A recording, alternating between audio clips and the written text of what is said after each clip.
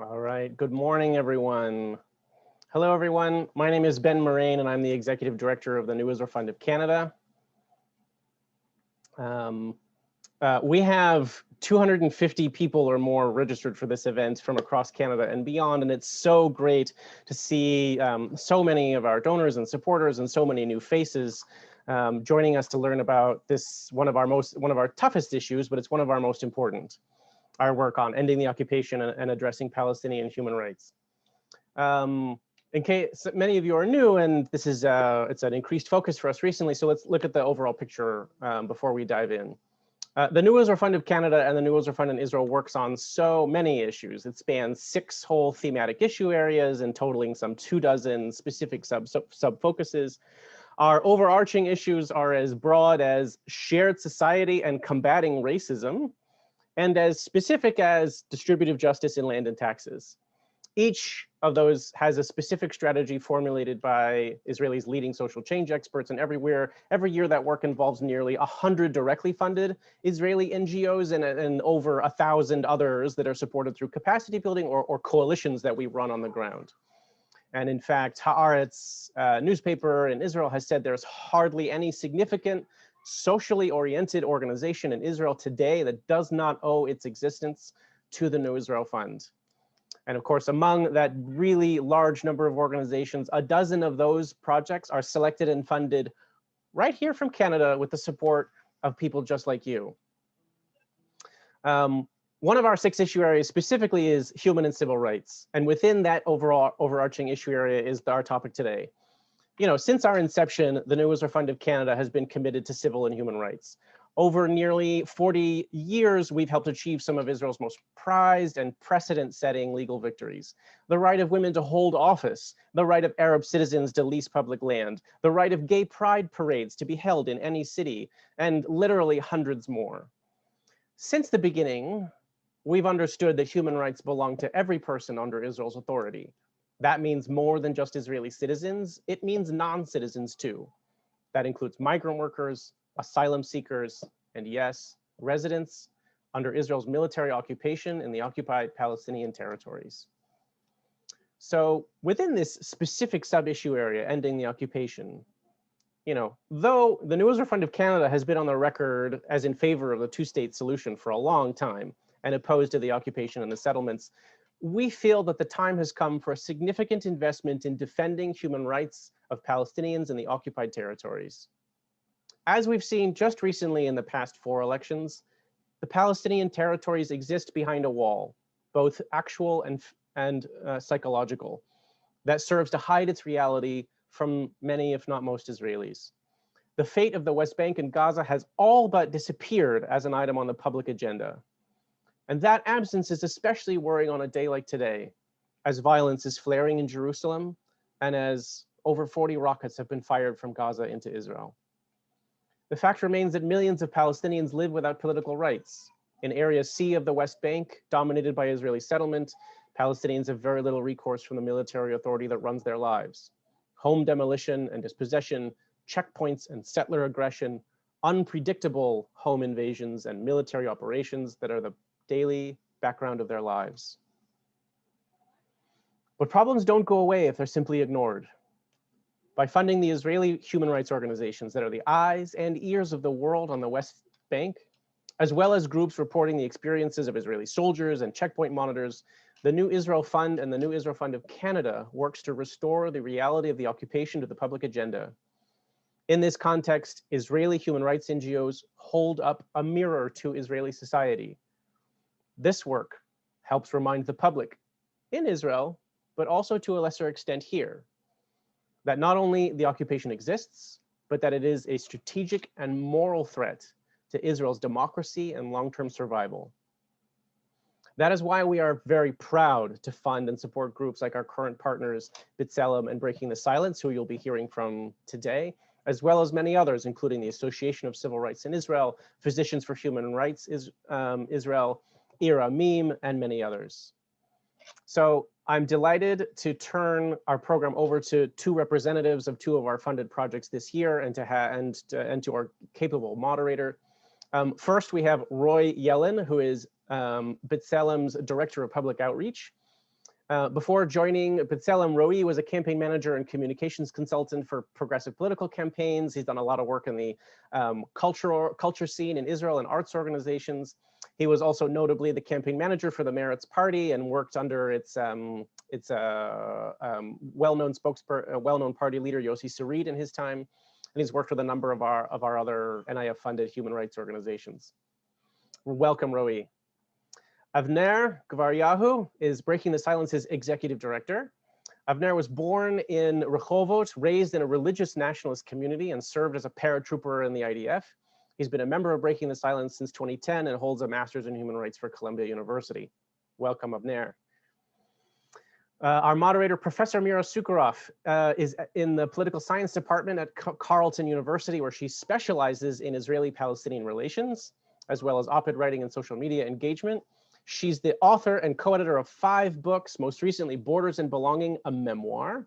She's the founding co-chair of the Jewish Politics Division at the Association for Jewish Studies, a 5-time teaching award winner, and holds the university chair in teaching innovation. So with that, I'm going to turn it over to Mira to lead our conversation. And we will have time, obviously, for Q&A at the end. Mira, thank you so much for joining us. Roee and Avner, thank you so much for your work. Thank you for having us. Thank you, Ben, and it's a pleasure to be here with Avner and Roee. The reason isn't a happy one, but the fact that these two young, and I think now I'm allowed to call you folks young because you're younger than me, I think, have devoted their professional and in many ways their personal lives to addressing and fighting Israel's occupation is heartening, especially as we see so much of the Israeli electorate moving rightward. So I just want to start on that note. So Avner, what brought you into Breaking the Silence? I mean, of course, it's an organization populated and led by IDF veterans. And so presumably you did your service and then something happened. Yeah, thank you so much for having me. And it's a real honor to participate in this conversation this evening or your morning. Mira, I mean, I think that your question goes to the heart of what Breaking the Silence is really. I grew up, as Ben mentioned, in Israel. You can maybe hear a little bit of an American accent from my mom's side, but born and raised here. And grew up and joined the army. And as someone who was named after a paratrooper who was killed in 1973, it was very clear to me that I'll join the army, and that's exactly what I did in November 2004. And I think that I joined the army with this thought that I think many of us in Breaking the Silence, many of the soldiers who joined Breaking the Silence, start their military service with, thinking I could be a moral soldier in this immoral reality.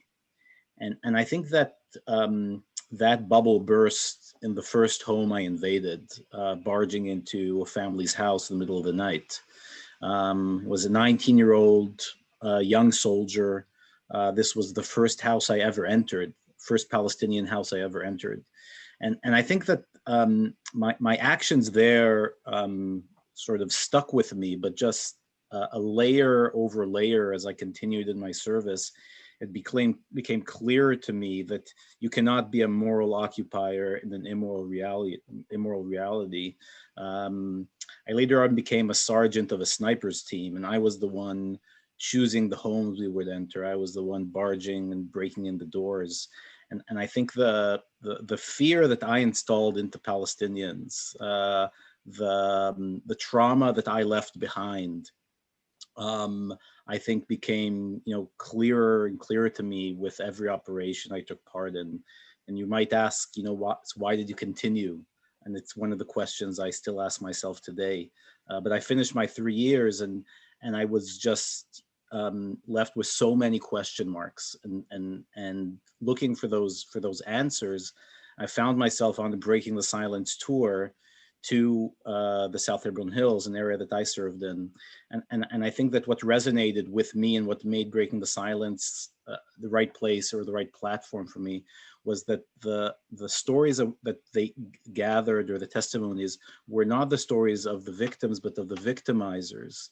And the idea was to bring forward our experiences in order to enhance and to portray a holistic picture of what it means to control another people by force. So it's us taking responsibility, and that really resonated with me, that I could share my experience and talk about what I did in order to end or to change the reality of the people that I harmed. So does breaking the silence, and then I want to get to Roy, does breaking the silence encourage high schoolers to refuse their call to duty? Yeah, I mean, that's a great question. We actually don't, and are criticized for that, but we don't promote service, or we don't promote refusal, we promote knowledge. And in the members of Breaking the Silence, there are those who choose to not serve in the territories or not do their reserve duty. And there are those who choose to do their reserve duty. And in that sense, we are a platform for soldiers who served in the occupied territories. And we have a lot of arguments internally and externally. But what we feel is crucial is when we meet soldiers before joining the army, for them to understand what it means to control another people by force. And we don't think there is a moral way to do that, especially, for the 54 years and counting, with no end in sight, where the only thing we're doing is entrenching our control. We believe that that the bare minimum, this knowledge has to be out there, but also proactive action against occupation is crucial. So you're really reminding us of a crucial point here, that this isn't necessarily a problem. It's definitely not a problem that solely exists within the IDF. This isn't a story of a bad military. This is a story of a structural problem that needs to be addressed. And that is the problem of the occupation fundamentally. And the military, Israel's a democracy. The military is enacting the democratic will of the country. So, I think it's really key that we're bringing the two of you on the topic of strategies to end the occupation. So on the issue of the occupation writ large, beyond simply the role of the IDF, we have Roy Yellin from B'Tselem. And B'Tselem, of course, is the Hebrew word that means in the image of. So it's a way of, it is this very storied and well-respected Israeli NGO that is wanting to remind Israelis, particularly Jewish Israelis who hold the lion's share of the power in the country, that all people, according to the Jewish tradition, are created in the image of God. So whether you're religious or not, it's a reminder of that all people, no matter what faith or ethnicity. And so in the case of the occupation, as we said, the IDF and Israel is controlling another people. So Roy, you are a man of many talents, literally. We spoke a little bit before that you have a concert piano background, which is just an amazing thing, especially in our generation, to have continued that. And you could have done a lot of things in your life. And so why B'Tselem? Why did you pursue a career in human rights in Israel in this very challenging environment? I think it's mainly because of the way I was brought up. And it's like, I'll share some like a personal anecdote, which I think will explain everything. 2 years ago, it was 10 years to the passing of my grandmother. And my mom asked me to edit something short, like a YouTube thingy for the family to screen at the gathering that we did in her memory. And for the first time, I never bothered to do it before. I watched the testimony that she gave in Yad Vashem about the time she spent in Auschwitz. She was a Holocaust survivor. And at the end of her testimony, the interviewer asked her, what are you happy about and what you're worried about the most? So she was most happy about the fact that she got to have a family that lives in security and freedom. And what worried her the most, and I never heard that before, she said, I'm worried about the occupation. And that was, it was the film was shot like in a time when she was in better health and before she got Alzheimer and she was lucid. And I kind of looked at it for the first time and I said like, okay, so this is like why I'm doing what I'm doing. I was always bothered by the question of like what I would personally do when I faced injustice and what price I would be willing to pay.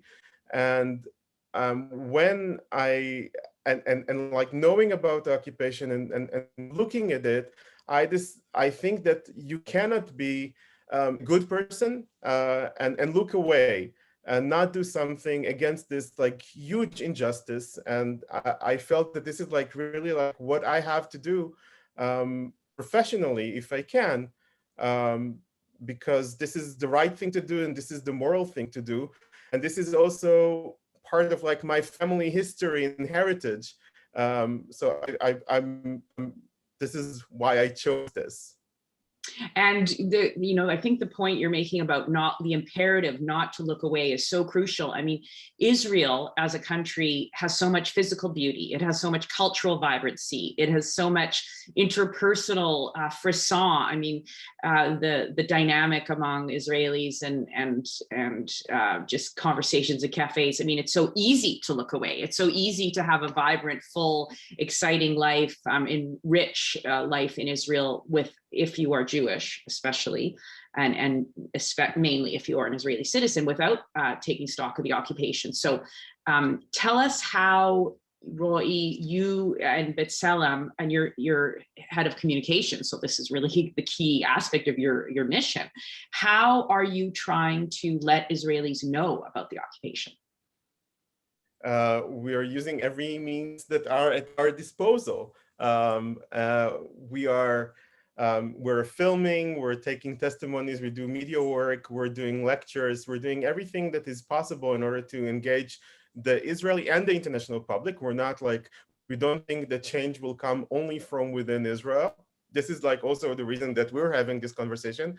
And as you said in the beginning, the name B'Tselem comes from the universal concept of human rights. Every human, like an abuse of human rights is something that hurts humanity in general, not solely the people in Israel and not solely Palestinians.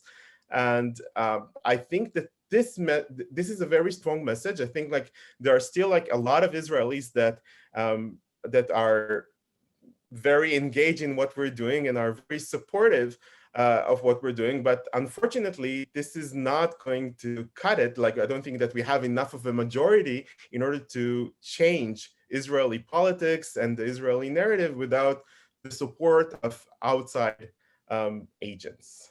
Great. And I want to circle back soon to both of you on the question of outside engagement, and some people might call it airing your dirty laundry. And we'll talk a bit about those tensions that you get certainly from more conservative folks and from the right. So you mentioned filming. Now we know in terms of, and then I'll get to Avner, that I want to stay with this idea of filming for a minute. Literally, I mean, we can think of it as a metaphor, as documenting, but literally there are problems, as you've described to me and is documented all over in sort of lots of sources. We can look up maps that literally show this, about how cell phone service, and when we think about cell phones, not just making phone calls anymore, right? It's videos, it's movies, it's documentation. Cell phone service in the West Bank and in Gaza is distributed unevenly. Well, let's focus on the West Bank right now. Unevenly between Jews, Israeli settlers, and Palestinians. So tell us what it means if you're a Palestinian and you can't pull out your camera easily, your iPhone camera easily, because cell service is limited. And so you can't do the kind of documentation that we've seen has helped prosecute abuses in US military policing, for example. George Floyd arguably was convicted on the strength of a bystander documenting an abuse on her iPhone. So tell us what B'Tselem has done to alleviate this problem, as you described it to me the other day. Oh, and I'll add, and I just want to add one more thing, and that what I'm asking Roy actually is specifically the project that New Israel Fund Canada is currently funding. So listen closely. Okay, so in the West Bank, Palestinians do have cell phones, of course, and they even have a Palestinian cell phone company. but they don't have 3G. They cannot connect to like the data services that we have. They don't have fast internet. So having a very nice smartphone with video capacity does not allow them to transfer those videos and share them immediately on social media the way that we do, like even without thinking about it, like taking a short clip, sending it on WhatsApp, on putting it on Facebook and Twitter, etc. They can't do it. But even before smartphones were so widely distributed, B'Tselem started giving cameras to Palestinians that live in friction areas, friction between the Palestinians and the army, or friction between Palestinians and settlers, to allow them to document their lives under occupation, because we felt that this documentation is crucial to get the story out. If we're talking about like stories similar to George Floyd's, we have lots of them, but if you don't have really, like, if you can't show it, it's as if you get into this like very gray area of they said, we said, and it's very difficult to prove. Not saying that in Israel, the situation in which like something fully documented will get you a verdict like it did in the case of George Floyd, but it helps to at least like get the story out. And this is exactly what NIF Canada is funding. You're funding part of our video project. We have over 200 Palestinian volunteers. And just yesterday, some of them shot an attack by settlers near Chavat Ma'on. We're having a project together with Breaking the Silence about settler violence, which is an institutional thing that the government is encouraging. It's not really like doing anything. And we have a video that we released yesterday that shows how the soldiers arrive into that area. And instead of stopping the settlers that were throwing stones at Palestinian farmers, they actually shot tear gas canisters at the Palestinians that were there, and did not prevent two Israelis from Tayush, Israeli activists. One of them was Israel Prize winner David Shulman, who were beaten up, and another guy broke his right rib from this attack. So what I want to think about, thank you for that, and I want to bring Avner in here. Is this a matter of bad apples? Is this a matter of, well, the settlers are obviously acting against the law, but now I'm not entirely sure because the law is pretty lax with settlers. But let's turn to the IDF for a moment. Is this, Avner, is this a matter of bad apples, officers breaking the law, or is this a matter of officers enacting orders that are against human rights and that are fundamentally inhumane? So is this a problem with the law, or is this a problem with the occupation? Tell us. And in your answer, can you also tell us about the specific project that New Israel Fund Canada funds in the case of Breaking the Silence, which really has to do with education. So it really has to do with what we're talking about here. Yeah, so I think it's interesting and I think also relevant to say that Breaking the Silence started back in 2004 with a photo exhibit.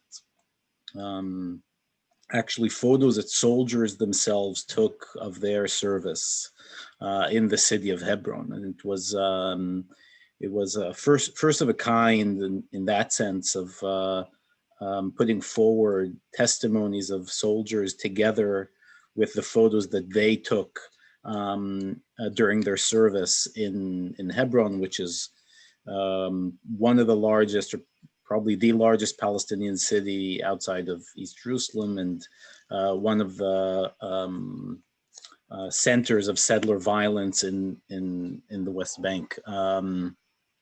Was they brought forward their testimonies, and they brought forward their experiences.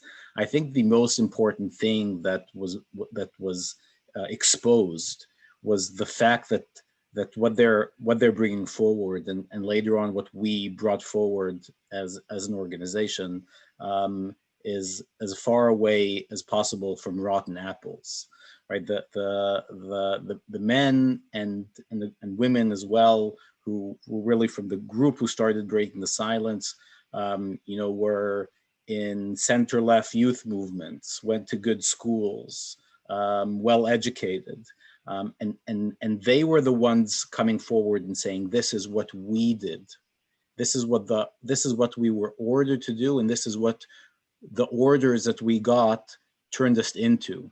And I think that part of the importance of hearing the testimonies of the soldiers carrying out the occupation is exactly blurring that gap that we sometimes have between, oh, well, these are the orders versus what happens. But the fact is that there's a light years away sometimes between what the IDF will say externally and what soldiers are ordered to do on the ground, and how officers and commanders interpret those orders and what soldiers do with those orders.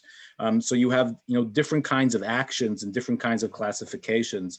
Yeah, there are testimonies of soldiers who are, slapping or beating up a Palestinian. That doesn't necessarily mean their officer told them to do that, right?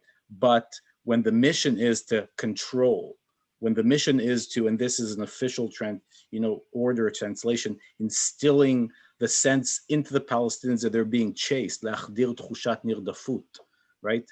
Or disturbing the peace, the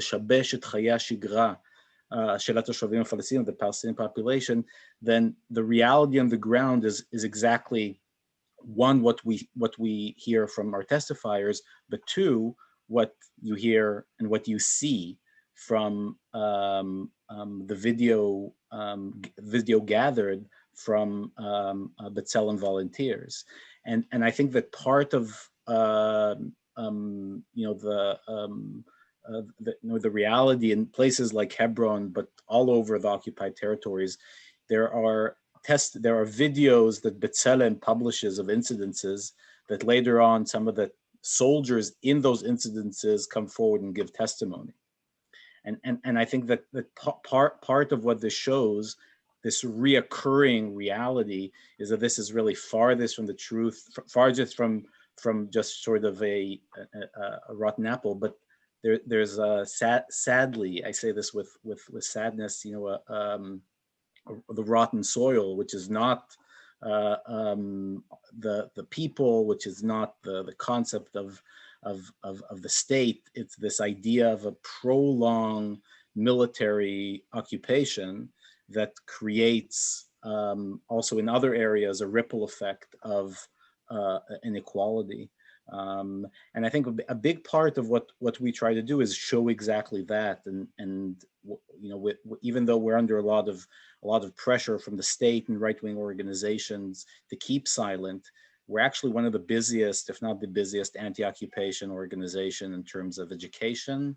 So 10 to 15,000 people that we meet annually, depends on the year. The vast majority of them are Israelis. So high school students, pre-military groups, campus groups, tours, home events, screenings of movies.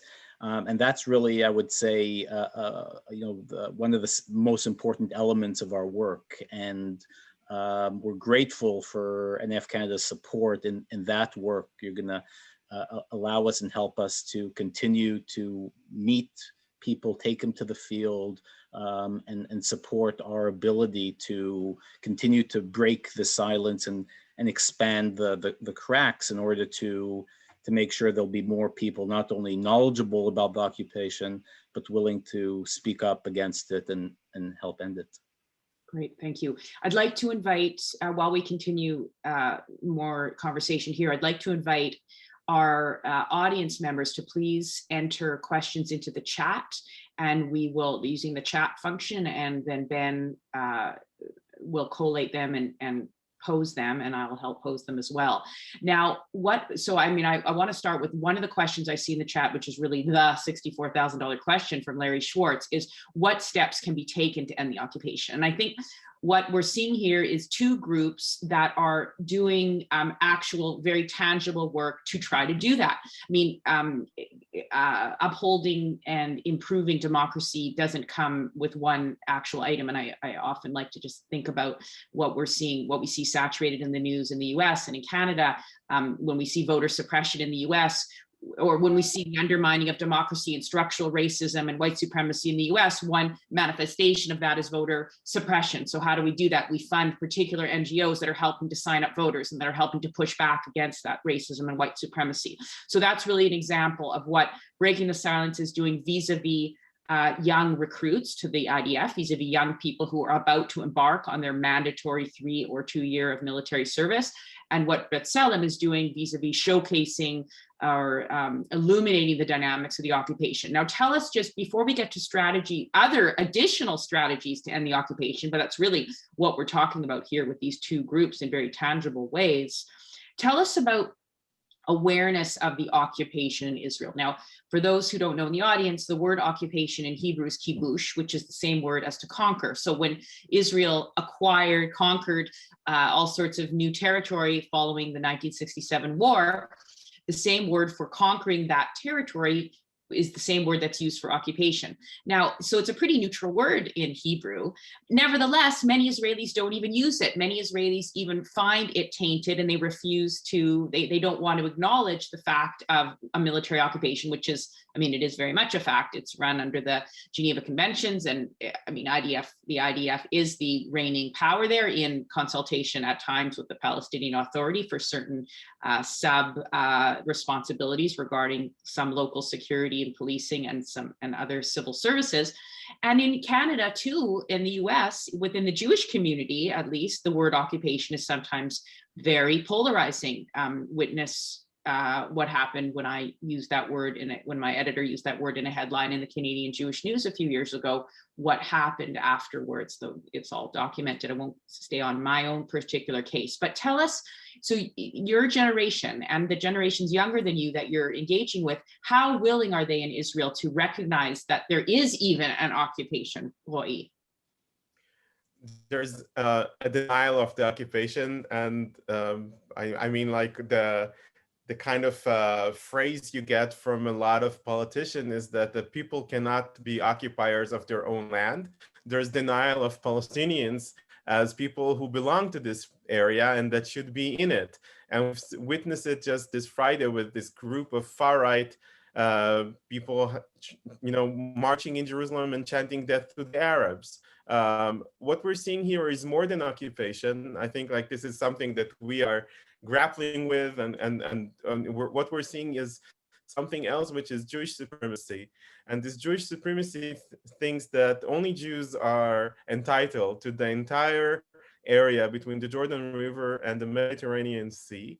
And then if you look at it in this way, then occupation is really like no longer the right normative framework to describe what we're seeing, but there's something else at play.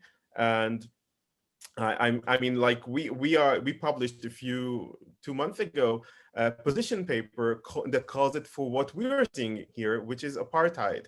We're seeing one group trying to cement its domination over another group by means of violence and legislation, and denying them equality and human rights.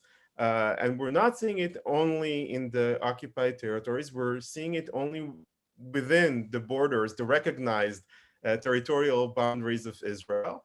And we're also now witnessing it as the regime grows more and more authoritarian, also seeing it against leftists and activists and academics and any kind of group which is critical of this regime. So I think like instead of like fighting for using the word occupation, we have to think, does it really still apply for what we're seeing? I want to get to Karen Mock's question from J Space Canada, and Karen is reflecting on the horrible news events of the last couple of days of what we can think of as pogroms, as she says, which I think is a very accurate, tragically accurate description of what happened in East Jerusalem over the last few days, and growing evidence, as Karen says, of apartheid more broadly in Israel and the rise of Jewish supremacist elements. We see the Knesset, we see relative support to, I'm trying to remember how many seats in this last election, the Kahanists, subsequent generation of the Kahanas party got in the Knesset. I don't have the facts in front of me now, maybe you remember that. So tell us a bit about, so if your focus is on the occupation in the West Bank per se, who are your partners? If you could just tell us, who are you thinking of, or more broadly, what are you thinking of about influencing Israel overall? If you can just tell us a little bit about that, let's say Avner. So I'll take a little bit of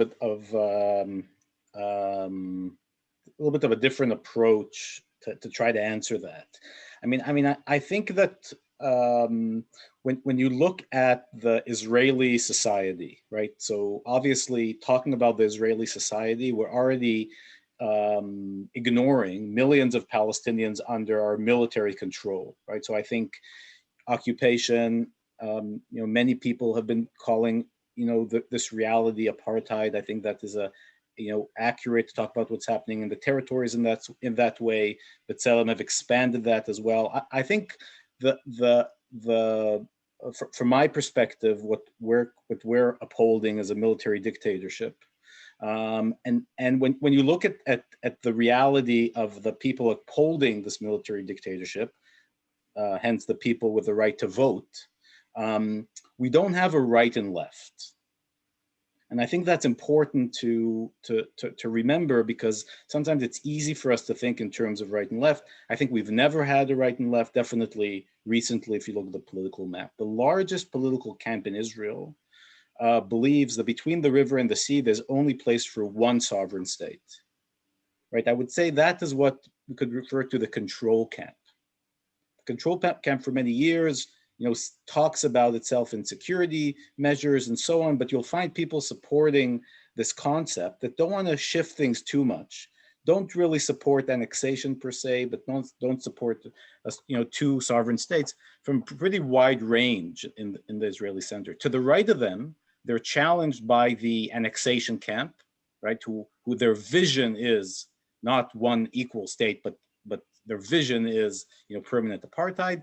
To the left of them is what I would call the equality camp, right? I saw in the chat there were questions about one state or two states. I think that in the equality camp, you can find different ways to address this issue. It could be one state, could be two state, could be a confederation.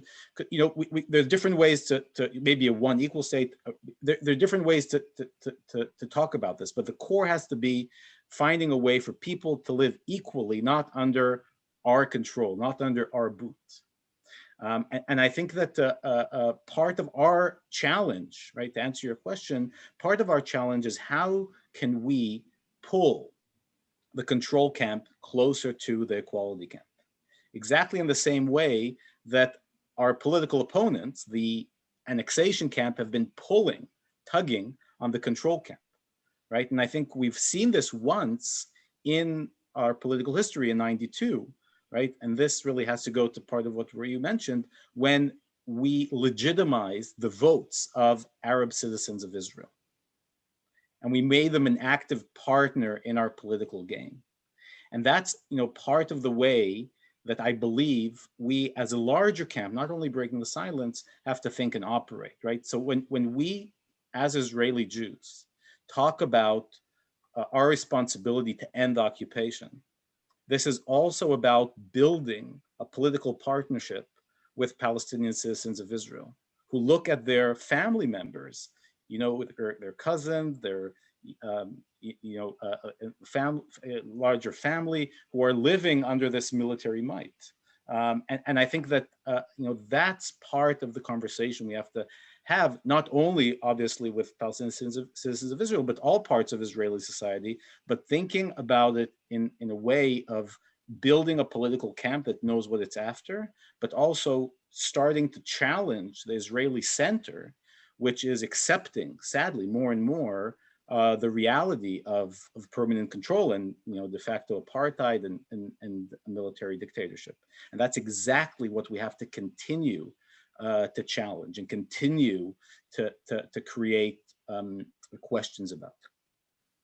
So what do you want from us in Canada and the US? Most of us, I think when I looked at the list, most of us here are residents of Canada. I think there are some Americans on the list. There may be in the audience, there may be others worldwide. There may be some in Israel. What can non-Israeli voters do?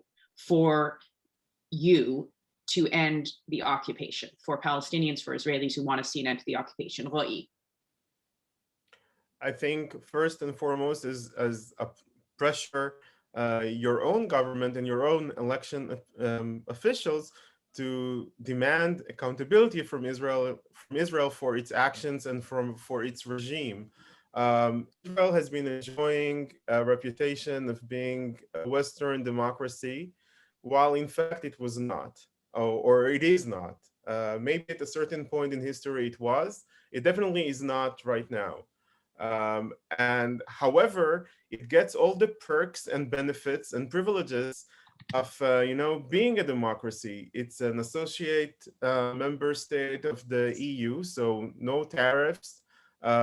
It has a huge amount of money that is received from the United States in military support and other, again, with no conditioning and no questions asked about how it's used and what it's used for.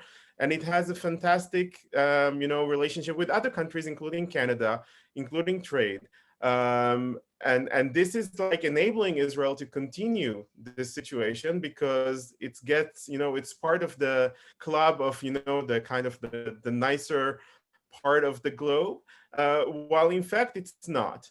And I don't think that people give up privileges without some sort of cost. Like Frederick Douglass said, power concedes nothing without demand. It's the same here. We're facing a situation of deeply, racialized society.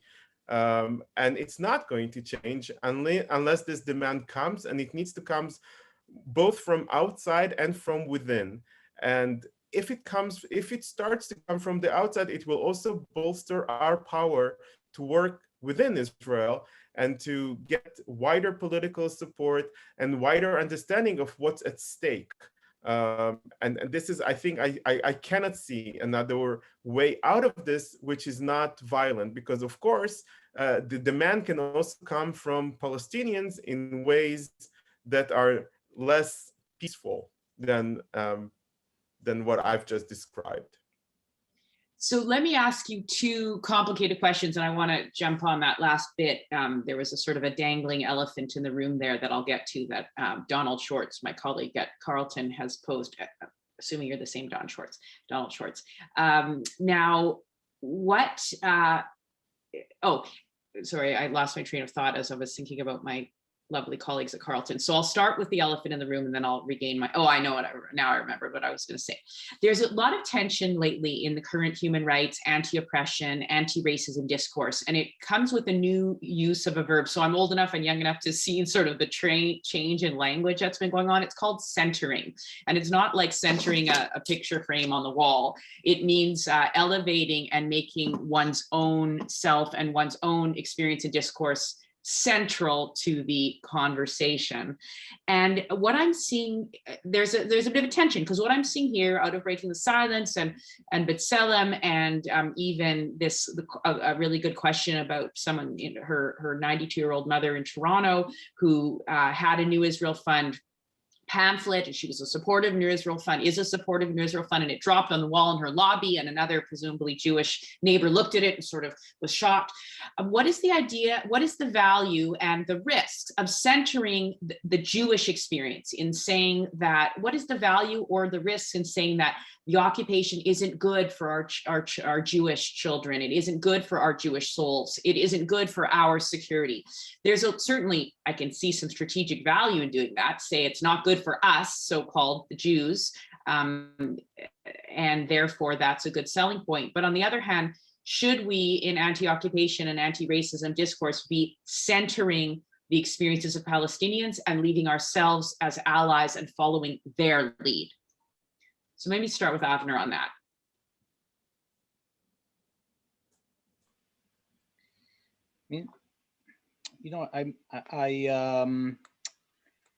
I think that maybe a way to address this is maybe going back a bit to my own personal experiences. When I was a young sergeant, and there was a mission that we received to take over a house, and a mission that was called Straw Widow. Straw Widow is basically taking over a private Palestinian house and using it as a military post. Something that was very common during my time of service. Now is a little bit less common, but still home invasions happen regularly. And there's just a report that we put out together with Physicians for Human Rights and Yesh Din. I'd be happy to share with you. And the house that we entered was a house of a physician, of a doctor in Nablus. His house looked over the one of the centers of the city. And the idea was to go into the house and use his house as an observation point, a sniper's point. And we get close to the house, run up the stairs, start breaking in the door, and then we hear someone screaming from the other side of the door. And we get into the house, and there's an old man standing there and basically trying to prevent us from entering. So we do what we have to do, and we handcuff him, we blindfold him, and we throw him and his wife and his daughter into the room. This was a successful mission from our perspective, right? We look out of the window, and the mission is ready. But something sort of in the back of my head, or my consciousness didn't let me just leave that old man there. So I went and uncuffed him and took the blindfold off, and I thought, oh well, I'll show him how much of a moral soldier I am, and show him my humanity. And what happened in that room in this house in Nablus was a very important point on my sort of mission, eventually becoming director of Breaking the Silence. This physician, after I took his blindfold off and uncuffed him, he basically very gracefully managed to explain to me what his life is like living under occupation. He basically put my action in a larger constellation, and he put his experience, or what I did to him, in a larger puzzle of occupation. And I'm telling you this story because I think that it is key, especially in a conflict like this, especially in a military occupation like this, that we bring forward the actions of both Israelis and Palestinians, explaining what it means to control another people by force, explaining that we will never be free. We will never be free till we end the occupation. And I think that is key to the work of many in Breaking the Silence, but I think to our entire sector. It's key to bring forward the experiences of Palestinians, but we're going to continue to be here. And I think that in that sense, it's really important to make sure that there are different voices coming out in a unified attempt to challenge this reality and explain how detrimental it is to both Palestinians and Israelis. Thank you. There's an elephant in the room here, and that is the three little letters BDS, boycott, divestment, and sanctions. And this is a grassroots movement that started in Palestinian civil society in 2005 and has gained a significant number, although not overwhelming, number of adherents worldwide. The most we hear about it, the most success it's had is maybe putting some stickers on Israeli hummus, which isn't even always Israeli, at supermarkets, and probably divestment campaigns, meaning where if you're part of a union or part of a faculty association or a student association, are you asking your workplace to divest their monies, their collected monies, from companies that are perceived to or are proven to aid and abet the occupation? What is your stance? What is B'Tselem's stance on BDS? So we think that the BDS movement is certainly like a legitimate form of political protest. If somebody wants to express their political activity or criticism with boycotting or trying to promote divestment and sanctions, that's totally okay. That's that's our freedom of expression and political action. we as Israelis, we live in Israel, so we can't take part in it, and we don't have we neither support nor work against the BDS. We're simply not part of this movement. But I think the amount of Israeli government effort, and there's an entire ministry of a government that devotes itself to fighting the BDS, kind of shows that it might be effective way to end the occupation. And I think that Israel has shown that it's far more cautious of peaceful ways of working against the occupation. And that's also expresses in the way that the Israeli government is working against organizations such as ours than in violent opposition to the occupation, because Israel, of course, has much more power than the Palestinians, and terror is not a threat to Israel. However, those peaceful measures of criticism of the occupation are endangering the regime and the structure that it's built on. Thank you. There are some questions here in the chat about what it would look like to end the occupation. What does that even mean? So I guess what's the end goal? Although I think both of you have spoken about this eloquently, and partly it's about largely it's about adopting principles of equality. And right now, there is massive, the whole occupation is predicated on inequality. That's the whole point of it. There are two classes of residents. One are citizens, one aren't. But they're both under the thumb, or Avner, you use the very powerful metaphor, they're under the boot of a military, only some of whom can vote for the government that controls that military. So, the occupation is obviously unequal, but how would we know, let me ask you a more modest question. How would we know if the occupation was beginning to end? I think we'll know when it's totally ended, but how will we know if we're moving in the right direction? Avner. I'll just take a very, very quick detour to say a word about BDS, and I'll answer your question. Similar to Roy, breaking the silence. We're not part of the BDS movement. We're former Israeli soldiers. We live in Israel. But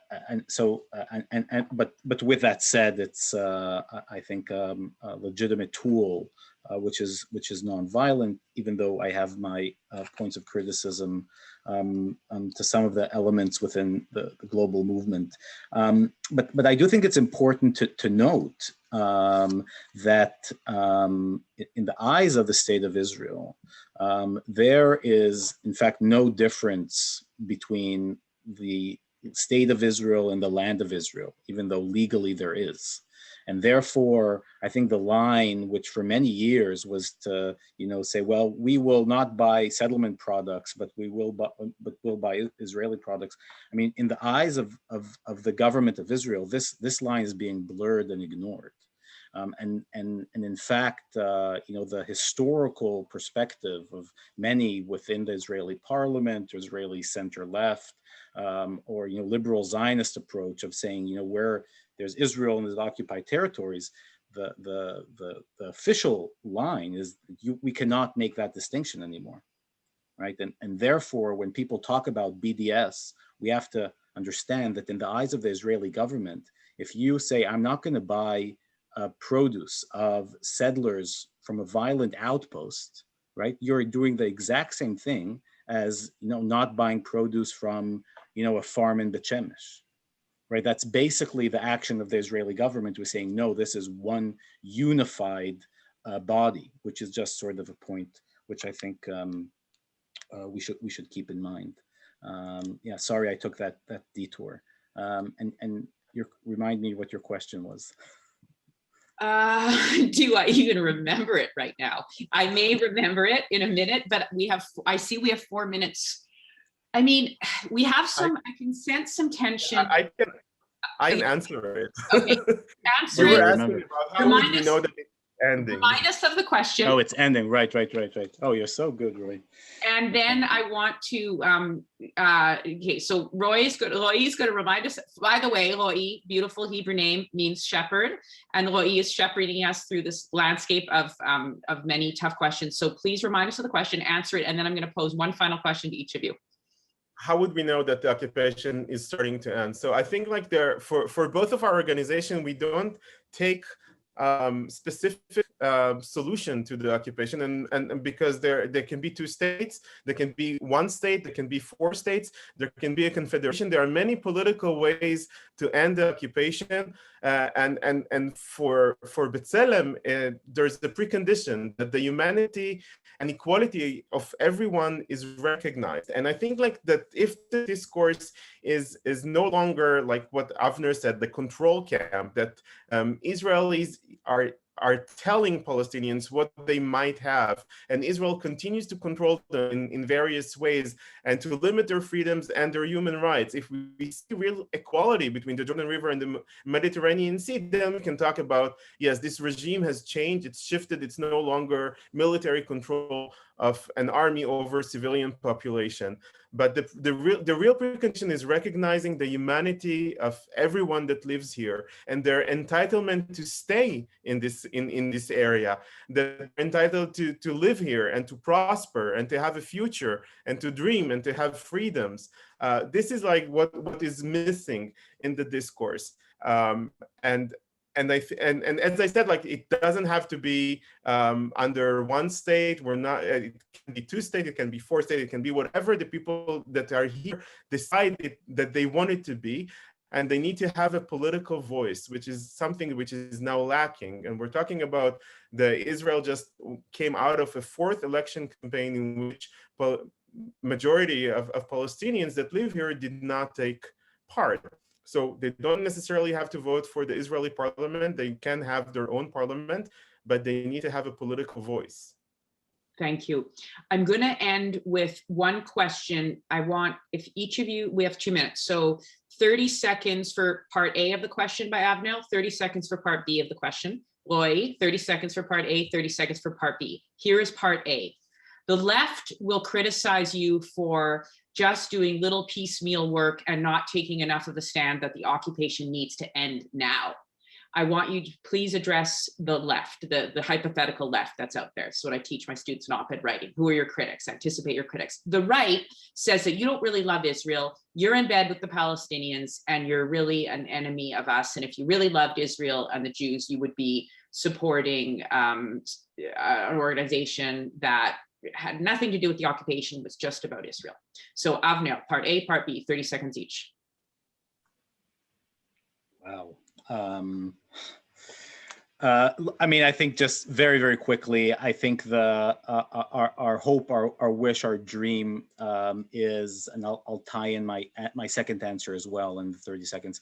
Our hope, our wish, our dream is an equal Israel that can prosper. I mean, I think the work of colleagues like Roy and other anti-occupation human rights organizations, in my view, are probably the most patriotic thing Israelis can do. And we do this out of a deep, very deep concern to our family, friends, and country. And I think that the idea of immediate end to the occupation, I mean, you know, with the help of you and you know, everyone around, I think maybe could come a little bit closer, but because it's not happening tomorrow, we have to be here today to talk about what is happening on the ground. Thank you, Avner. Roy, last word.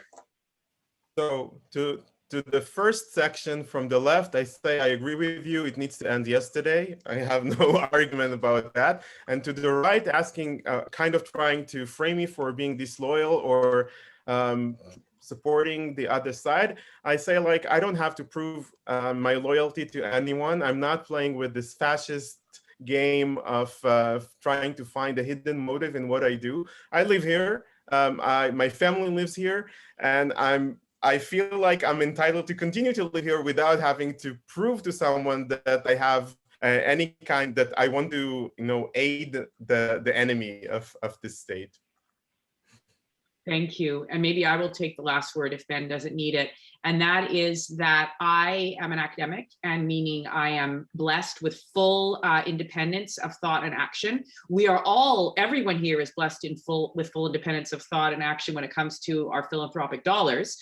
So I include myself among you in that. But aside from that, I have no professional constraints on who I support, and my support for NIF, New Israel Fund Canada, is predicated on my understanding of the scholarly understanding of the situation that I've been studying since I was 10 years old and study professionally and write about professionally. And so those of you who were asking about what role do these particular organizations play in this grand question of ending the occupation, this is where the work is happening. And so, and remember that New Israel Fund isn't just a broad-based organization that just waves a flag. It funds particular projects among many organizations doing actual tangible work. And so that's why I support it. And I really appreciate the conversation today. I learned a lot from Ro'i and Avner, B'Tselem breaking the silence, and Ben and Hannah for organizing this for New Israel Fund Canada. Thank you. Ben, can we sign off, or did you want to say anything else? No, just thank you to all three of you for speaking with us. The work of Israeli human rights organizations in Israel on this issue is one important piece of the overall puzzle. These two organizations are among a camp of many others who each have their own parts of the puzzle. And we really appreciate everyone for coming to learn exactly what can we do in Canada to help the work on the ground. This support of Israeli organizations with your philanthropy is one of many ways, and it's an important tool that I think is probably underappreciated. So thank you very much, everyone. And thanks again to all three of our speakers. Okay, bye. Bye, thank you. you.